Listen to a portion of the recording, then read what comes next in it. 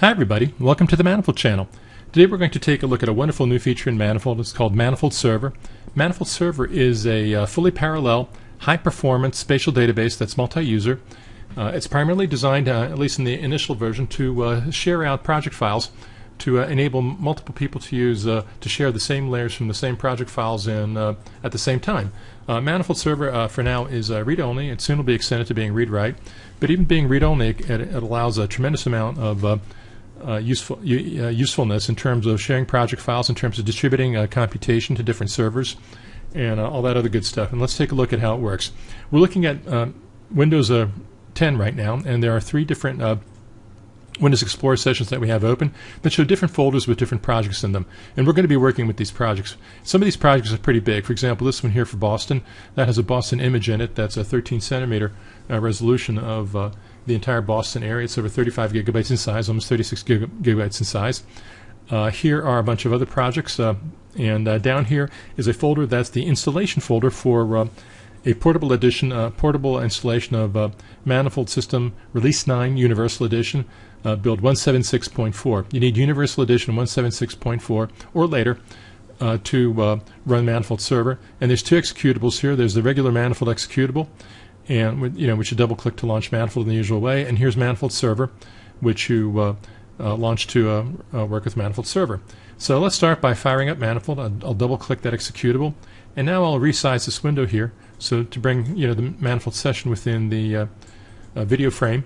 And let's take a look at some of these different projects that we have going. So, for example, well, let's take a look at Boston. Drag and drop a project into the project pane to open it up. Double-click the image to open it, and here's the entire Boston area from almost out to Route 128 to the Boston Harbor. Here's Boston Common. Let's zoom in there. Let's zoom into Back Bay, and this is a 13 centimeter resolution, so it's a pretty good image, and like I say, it's about 35 gigabytes in size. Let's look at some of these other things. Here, for example, we have all of U.S. roads, all the roads in the United States. Drag and drop that into the project pane. As we open it up, you can see how fast Manifold it is. It's actually filling in all 10.5 gigabytes of all the roads in the United States. And there's some locations that have been set up here, so let's go to one of them. Let's go to Boston. And you can see that it has all the roads in the United States in Boston. And it also has a link to that 35 gigabyte Boston image. So you can see this is an example of how a project can link in other projects. Here's this Boston project has been linked in. So you can have these nested projects many levels deep, and the performance is still the same. We can zoom in, and the pan and zoom for Boston is absolutely instantaneous. And everywhere else, let's take a look at Microsoft. This is where Microsoft is. Let's take a look at LA. Bang. So you can see, Manifold is really, really, really fast. What are some of these other projects here? Here's the NWind Northwind Traders database, which is used for a lot of examples in that project. Here's a project that has a bunch of ArcGIS REST servers, and I'm just dragging and dropping all these projects in. So let's take a look at the Canvas World dark gray base layer, and click that open. And this is being served in from Esri server. This is a very popular background if you want a dark look for a lighter colored vector data or whatever. And let's play around. And here's a big images map. Let's drag and drop that into it. And this has all these the images that are here in this folder. So there's 110 gigabytes worth of images in this project, and they all open instantaneously. You can just have because they're all linked in. So that's pretty cool. Let's click File New to create a new project. And here what I'm going to do is I'm going to drag and shift drop these projects to create a new project. And in between dragging and shift dropping these, shift drop, you can see that's highlighted. I'm going to click down here into the read-write part of the project, because otherwise when I dragged and shift dropped it would try to create something within these other projects there. And I wanted all this to be created at the root of the project, not within the other projects. I don't want to change those other projects. Okay, so let's save this file, save as, and let's bring the save as dialog into view, archive. Click Save, and I've just created a project called Archive. So you can see how easy it is to create projects, and that project for us is click File New. If I drag and drop the archive map project into the project pane, you can see that opened it up right away. So that's how easy it is to make all that stuff work. So now, how do we work with all these things from Manifold Server? And the way you launch server is you launch a command prompt in Windows. It's a console application, which means that you launch it by doing a command line from within server. And first, let's change directory cd over to where this folder installs 174.6.4 is located, and I copied that off screen so you don't have to watch my miserable attempts at typing. Oops, cd.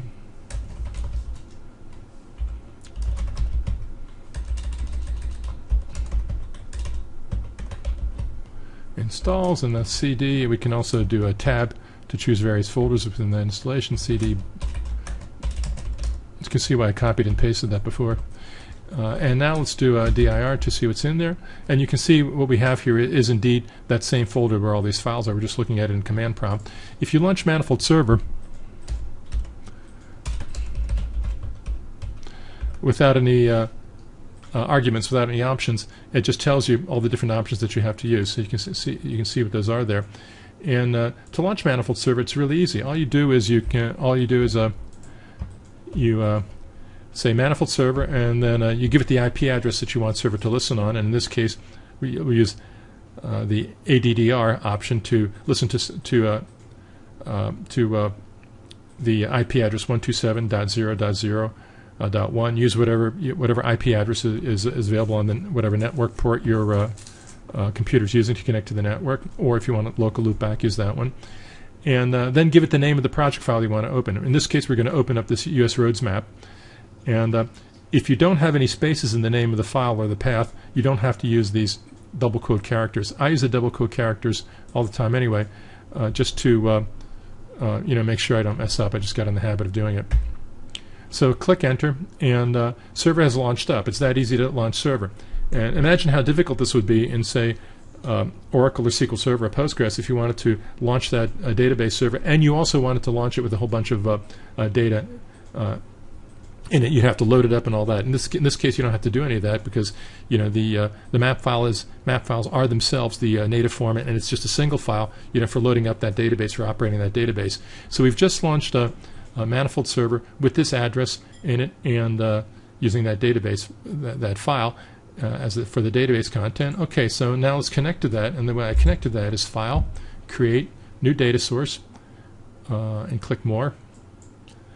And here it's remembered that I've been working with Manifold Server. If I hadn't been working with Manifold Server, I could be using any one of these other many other things, many data source options. But here we'll do is Manifold Server. And then I'll click here to go to the database login dialog, and I want to connect to 127.0.0.1, and I didn't put a login or password on that server instance, so I don't need to choose login and password.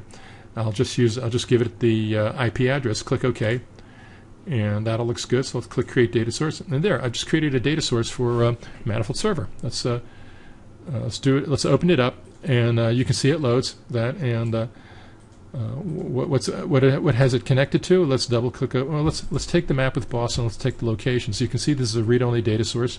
I'm going to copy those, and I'm going to paste them down here.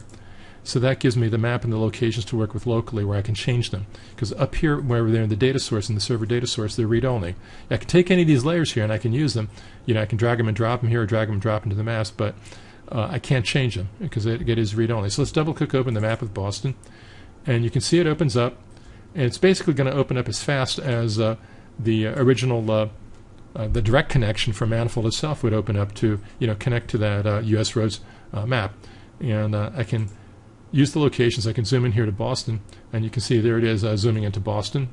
And I want to turn make sure I have the Boston layer on for the Boston map background. You can see that's actually it's working with this data remarkably fast. That's 10.5 gigabytes of data. You can see it doesn't have to draw that down to all the local client. This new project that I'm working with here, it could be on a different machine. It could be on a different machine across the network, just connecting to that IP address that's used for the server. And let's click here and go to LA. So there's LA. And why is it so fast? It's so fast because the Manifold client is setting up a fully parallel connection with Manifold Server. and all the rendering that it needs to do, and all the pre-rendering stages, all the pre-rendering stages it needs to do to abstract all that data, all that's being done on the server. So it doesn't have to like throw, tens of gigabytes at the client through the network in order for the client to be fast. Let's open up another client. Off screen on the Windows taskbar, I'm going to right click on the Manifold icon and launch another Manifold session, Manifold 9 session. And I can either do File, Create New Data Source, and repeat what I did to create the data source, or I can go here into the data source that I already have open, and I can right click on it and choose Copy. And then down here I can choose Paste. And I just made a copy of that data source. I probably should have named this something like Manifold Server or something like that. That would have been wiser. But now we have two different connections. So these could be on from two different machines.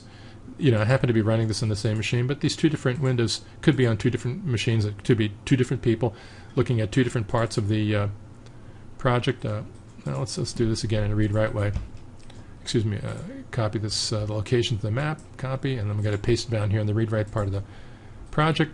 Going to open up that map of Boston.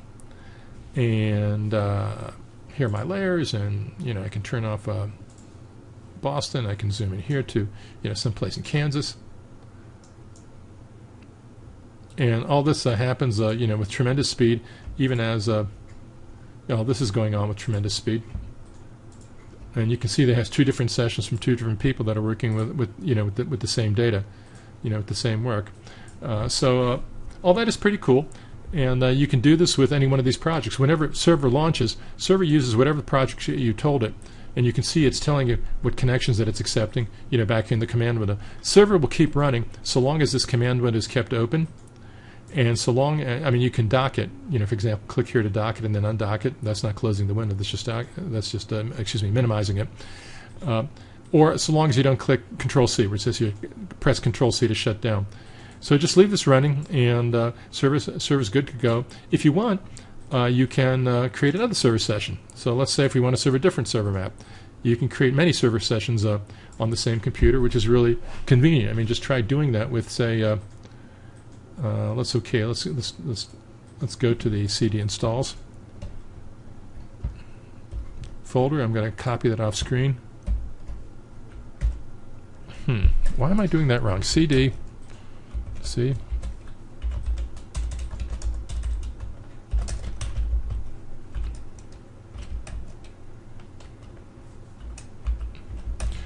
Bin 64. Okay, now we're finally there. And verify that's okay, that where we want it to be. Let's do a more interesting command here. What I'm going to do is I'm going to launch a second server session. And to launch a second server session on the same machine, you need to use a different port. And so I'm going to use, instead of port 9099, which is the default, I'm going to use port 9098. I'm going to use the same IP address, because let's pretend we're using the same IP, the same network port, and I'm going to specify both a username and a password. And we'll use Jake as the username, and the password we're going to use an ultra high security password of 12345. Nobody will ever guess that. And what we'll do is we'll launch server with archive.map. Click enter. And it's starting up, and we now have two server sessions running on the same machine. We have this one here, which is serving archive.map, and we have this one here, which where is that? Right there. We have this one down here, which is serving US roads, and you can see which one each is serving by looking up here at their title bars to see which session is which. Okay, I'm going to minimize both of them like that, and now let's open a third manifold session. And what I'll do is let's resize this guy to make that kind of a big session, and we'll click File, Create, New Data Source, More, and this one I'll call Server Port 9098. Super. And here what I'm going to do is 127.0.0.1. And the port number is specified by doing a colon and then the name of the port, 9098. So that's going to connect us to that different session. And now we're going to use a different login and password. Login is going to be Jake, J-A-K-E, and the password is that 12345 that nobody's ever going to guess what that is. And that looks pretty good, so let's click OK. Click Create Query, and now we've connected to that second server session. And you can see that's now serving this archive project, which is a compilation of all these other different projects. That also has a US Roads project in it, and it also has meteorites and all these other sorts of projects as well. So there's the meteorites map. Let's click this map from the meteorites map, and we'll paste it down here in the read-write part of the project. I'm going to open it up, and you can see there are the meteorites. So that's all pretty cool, and we can zoom in, and we can change this around. We can unclick the main meteorites thing. We can click on just showing the Martian meteorites. This is from one of the user examples in the map. This actually gives us a chance to illustrate something else that's going on with a Manifold server. And that's how, like if you have a query, like for example this query here, which is selects just meteorite tables where the mass is over 500 kilograms, and a drawing is created from that. And we drag and drop this biggest drawing into the map. You can see that it's created a map that shows a drawing that shows where all the biggest meteorites are. And what it did is it automatically ran the query. Now when that query ran, the query ran on the server. It didn't run in the client. That's very convenient because very often when you're running queries, you're working with queries that have many millions or even billions of records, and you don't want to send billions of records worth of data through a network connection down to the client so the client can run SQL to pick out what you want, because generally the results of queries are smaller. You're picking out certain specific things. You're not picking out the whole dang database. So in this case, it's a tremendous time saver for the server to actually run the query. So out of the billion records that may be in the query, it's only going to pick out the 100 or 200 or a few thousand of them that are the actual query results that you're interested in. You can also run queries on the server by right-clicking on the server and choosing New Command Window, and that'll launch a command window for SQL, which will operate on the context of the server. So any SQL that you write into that command window, when you open a command window by right-clicking on the server, will operate on the server. You can also create a query down here in the local part of the project, where normally the SQL would run on the local client, even though it's referencing things from the server.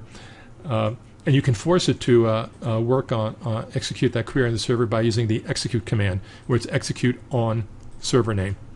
So that's another way of doing that all as well. Okay, let's do one more interesting thing here, and what we're going to do is we're going to connect to let's connect to this project here that has let's see. Now let's connect again to let's open up Manifold once more. So we're going to pretend that there's a whole lot of users working here with Manifold, and I'm going to collect a file, create new data source. So everybody's going to see, and this is going to be nwind on server 9098.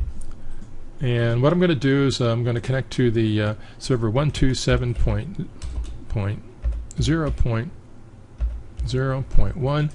That's on port 9098. And I'm going to use a login and password. The login is Jake. The password is 12345. And now I'm going to do is I'm going to connect to a database that is a data source within that project. Because if you recall, what we're serving on port 9098 is the archive.map project that has all these things, and that includes nwind.map. So I want to connect to nwind within that project, and that's how you use this sort of database entry. Click OK, create data source, and now when I open this up, what you see is you just see the nwind part of that archive project. And if I look at where all these other ones were, like here, there's server on port there. What I'm doing is I'm just looking at this part of it here, because everything that you see here is a database where there's a database cylinder. So you can connect just to that. And what we're doing is we're tunneling through server to connect to that nwind database. And that's another thing that server does. Server does what's called tunneling. And that is if you have a bunch of different projects within a project, or a bunch of different data sources within a data source, here on my client, which could be, like I say, it could be a different machine half the planet away from where server is located.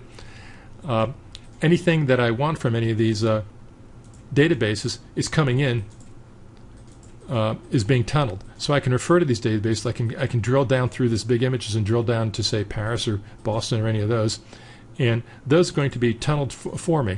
They're going to use the data sources that are defined within those projects that are sitting on the server to present those to me as if I was directly connecting.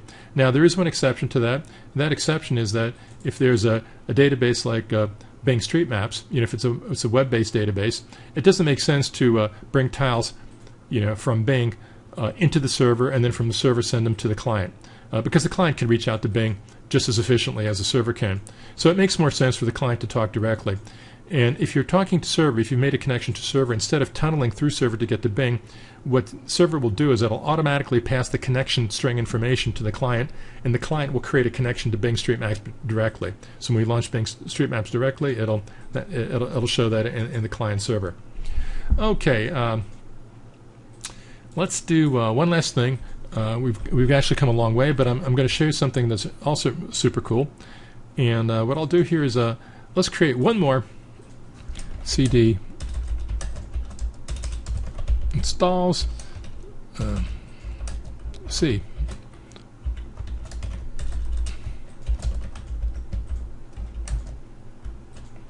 CD bin 64. And let's see what I want to do here. Let's create a project which serves the meteorites map separately, and it's going to use a different port. It's going to use port 9097. So now we have 3 different servers running on that same the same computer, and we're going to connect to the meteorite map. And let's see what we got here. This is archives. This is all of archives, and let's close this guy. Save changes, no. Exit application, yeah. And this is a map that we have with Boston. Okay, this is a pretty good one. We can use this. And as you recall, this one is this is a data source that connects to the U.S. roads data source. So we have all the the roads in the United States. They're kind of filled in because of the formatting that's being used for that. Let's create another data source here, new data source, and more. And this one is going to be server meteorites.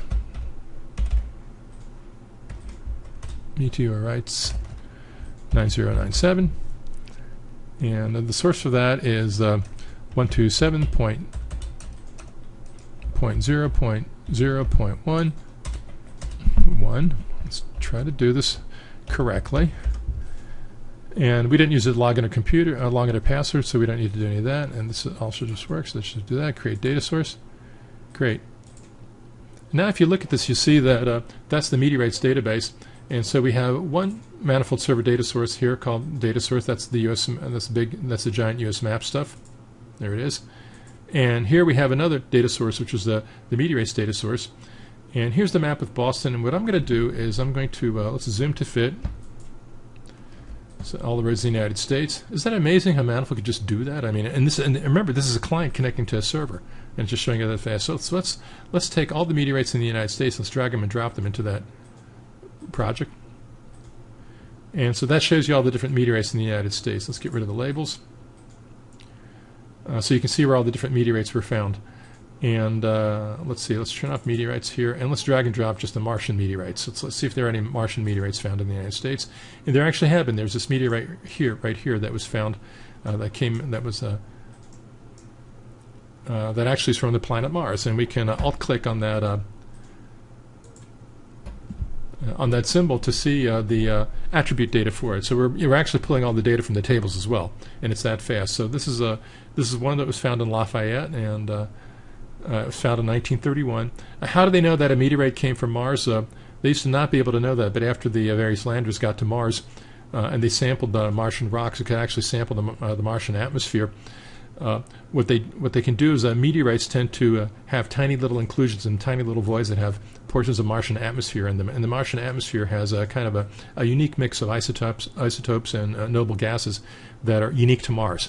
So if you take a meteorite and you analyze the little pockets of gas that might be in that meteorite, and it turns out it matches exactly the Martian atmosphere, you know that meteorite was originally a part of the planet Mars.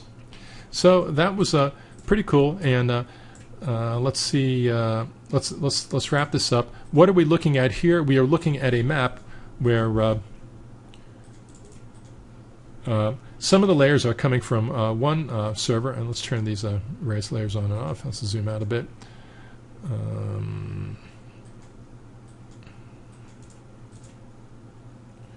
Let's zoom out to all those. These are all the different meteorites worldwide. And let's zoom in here to the United States. And what we're looking at is we're looking at a map here where some of the layers are coming from one server, and that's this data source right here. That's where the U.S. roads are coming from. Other layers are coming from this server here. That's where the meteorites are coming on. If those servers are on two different machines, what's kind of unique about all this is that the pre-rendering activity that Manifold is doing to provide those layers, all these roads are being processed on one machine. And if that machine has a bunch of different cores, well, it's using a whole lot of different cores to a lot of different threads to pre-process those layers and pre-process those objects for that layers. And the meteorites are being loaded from an entirely different, could be loaded from an entirely different server, where if that had, say, millions of different points or millions of different polygons or something like that, those could all be pre-processed on that server too. So what we have here is a case of distributed processing, where the layers that you're seeing in this map could be coming from two different server machines, and if those two different server machines had, like, I don't know, 12 cores each or 8 cores each or something like that, they could be rendered, one layer rendered with 24 cores on the one machine, 24 threads on the one machine, another layer being rendered with 16 threads on the other machine, and all that information being pre-rendered, set up for rendering, which actually takes most of the time to be sent to the client. So that can make things visibly faster, and that's a way of doing distributing processing. And that also includes, for example, if you're doing stuff like queries. Because if a bunch of different layers that are being generated by different queries are resident on different server machines, which is easy to do, because if you have a Manifold license, universal license, you have a server license, so you could, people that have an organization with 4 or 5 people that are working in the organization, each one of them could host a different server instance, and each one of those server instances could be doing the computational overhead for serving out some humongous big layers. And as a result, everybody's layers go faster, because when you're actually panning and zooming, people in an office don't simultaneously pan and zoom all the time at the same time. They're usually at least a few tens of seconds apart, and as a result, you could be using the computational resources for 4 or 5 different machines, which could end up being hundreds of threads, to serve the layers on a particular map that you're looking at even faster. And that's just that's a really spectacular thing when you consider the low price of Manifold and the convenience of working with server. It's just great. All this stuff, by the way, we can save this project. For example, let's call file save as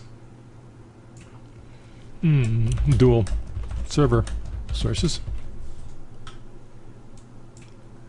Save. Let's clear that, so it's a new project now. So if I like, anytime I want to bring that back to life, bang, there it is, and I've my 2 server sources are still live. It's that easy to do. To disconnect from server, you just close the data source, or you just close the project, or just do a new project. So they were disconnected here, and you can see that when we disconnected from that, it tells you, as here, whoever is the admin may want to see that somebody's connected, somebody's disconnected. So that's convenient to do. And if we don't need this anymore, we just click Control-C, and we've just shut that down. If we ever want to launch that particular server instance again, it's a handy idea to leave the command prompt window, because then you could just use the up arrow, which is a shorthand in Windows command prompt, to give me that last command line that I did again.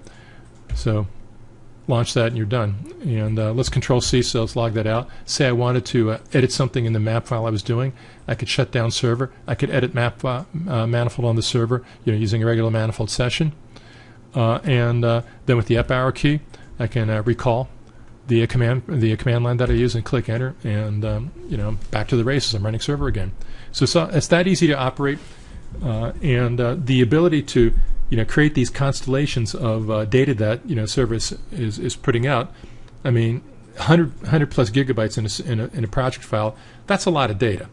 And if you're using vector data, even for vector data or something like that, or raster data, that's a lot of data to be serving. It's a tremendous convenience compared to regular database servers to be able to store that in a single file. Because if you want to back it up, no problem. Make a copy of the file and back it up. It's not like, I mean, how many people really know where SQL Server stores its files or Oracle Service files? So if you want to back up an Oracle installation or SQL Server installation, how do you do that? Well, it's not quite as simple as just copying a map file, and saving it to different disk or a different machine or zip drive or whatever. Same with copying data to move it to a different system. You just take the map file, you move it to the different system, launch server on that, and you're off to the races. I hope you've enjoyed this demo. It's actually one of our longer ones, one of our longer videos, but I think it's worthwhile doing. You can use server as an individual, on the same computer. You can use server, with just a couple different machines, or you can use a server in an office, or you can use server in a fairly large organization. So I hope you've enjoyed it. Thanks for watching. Tell your friends, and goodbye from Manifold Land. Well, that was fun. If you want to see more, visit us at www.manifold.net. As always, Manifold delivers the world's most advanced, highest quality spatial products for GIS and DBMS at a low price that you can afford. Once again, that's manifold.net. See you soon.